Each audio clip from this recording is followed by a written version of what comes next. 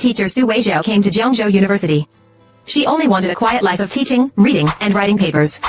One normal night she went to a dinner. In the restroom someone secretly drugged her drink. When the drug hit, she stumbled into a suite and, by mistake, spent the night with Fong Suli, member of the city standing committee and the party secretary general. When Fong woke up and saw a stranger, his first thought was doubt. Is this woman sent by my rivals? He made one call. His secretary checked Su Weijiao's whole history. Parents divorced, raised by grandma, small-town girl who won every scholarship, clean record like white paper. The mistake was clear. Fong invited her to dinner and apologized with lowered pride. A few days later Su Weijiao's grandma came to Jiangzhou to visit an old sister she had not seen for years. When they reached the old sister's home, Su Weijiao found that the old sister was Fong Suli's grandma. By the time Fong walked in wearing a white shirt and gray suit, the matchmaking show had already started. He sat at the table and raised an eyebrow at her. Hello, Zhao Zhao. After the meal he drove her back to the teacher's dorm. Under the tree he stopped the car, turned, and said in a low steady voice, Su Weijiao, let me be your support.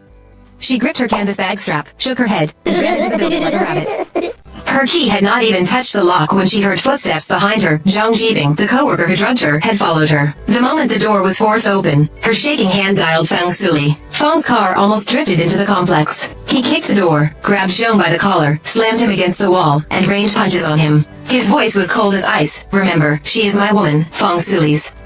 Come near once more and you'll regret even being born. Zhang fled with blood running from his nose.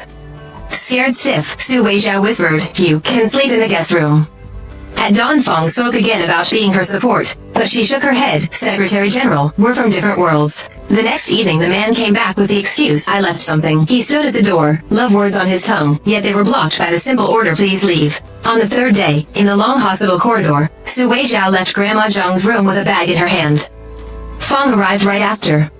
He turned and ran after her. At the parking lot exit he cut her off with a sharp rake. Inside the car he spoke for the third time. Su Weijiao, let me take care of you. She shook her head for the third time and got out. Zhang Jibing could not swallow the shame of being beaten and sent to hospital, so he hired some thugs to wait for her. Fong had just settled trouble at the city gate when he hurried to her home. By the time he arrived Su had already fought her way out with pepper spray, yet her fingers still trembled. Late at night she curled on the sofa, knees to chest, and poured her fear into his arms through tears. She talked until she fell asleep. Several days later, the discipline committee announced, Zhang Jibing had harassed many female students, proof solid. His mother, the vice principal, had stolen research funds, also proven. Mother and son were taken away together. With the danger gone, Su said thank you for the first time, her voice light as a feather. The man smoothly moved his suitcase into her guest room, but they agreed, no one must know they were together, outside they would act like strangers. When the Singapore delegation visited, she worked as interpreter, he as host, both in neat suits. At the banquet someone asked, Miss Su, you are so outstanding, do you have a boyfriend? She wanted to deny it, yet under his half-closed eyes she changed her words, yes, I do. He's not very able, looks plain, and says one thing behind my back and another to my face. The crowd gasped and urged her to break up, a man like that is not worth it. She shrugged, he just won't let go. Fong Suli sat opposite, hand on chest, laughing until it hurt. After the wine, she got a call, Grandma was in danger. She took the night train home at once. A few days later, in the hospital hallway, Fong appeared with his own grandma, arms full of tonics, as if he had dropped from the sky. After Grandma was discharged, Su flew to Nanjing to check poetry translations with her tutor. Fong used an official inspection trip to book the hotel next to hers. At a girls' night out the name Xin Yunqian, her old love, came back, divorced, ready to donate a building, wanting a second chance. At Xin's dinner Sue's "the past is past" had barely left her lips when Feng's vinegar jar tipped over.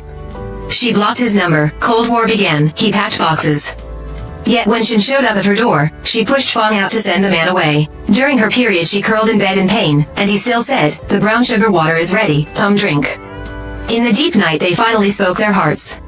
She was never afraid of him, she feared repeating the past, family gaps, cold words, forced partings. Feng only answered, leave it to me. 800 clever tricks fought one line. Weijiao, from now on every storm in Jiangzhou, I'll block it for you. On the party secretary general's ring finger plain band now shines. The teacher at Jiangzhou University never has to walk home alone again.